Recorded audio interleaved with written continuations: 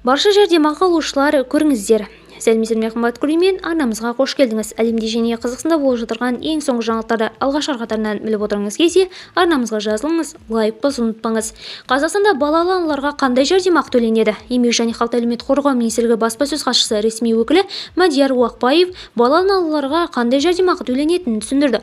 Оның сөзінше, әлеуметтік кодекске сәйкес бала туған, асырап алған немесе нәрестеге қорғаншылық рәсімделген кезде 4 түрлі төлем беріледі. Олар 2 мемлекеттен жәрдемақы және 2 әлеуметтік төлем.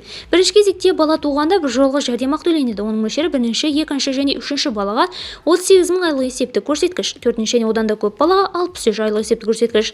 Жұмыс істемейтін аналарға бала 1,5 жасқа толғанға дейін оның күтімі бойынша әр ай сайын жәрдемақы беріледі. Жәрдемақы балалар санына байланысты сараланды және оның мөлшері 5,76 айлық есептік көрсеткіштен 8,9 айлық есептік көрсеткішке дейін болады.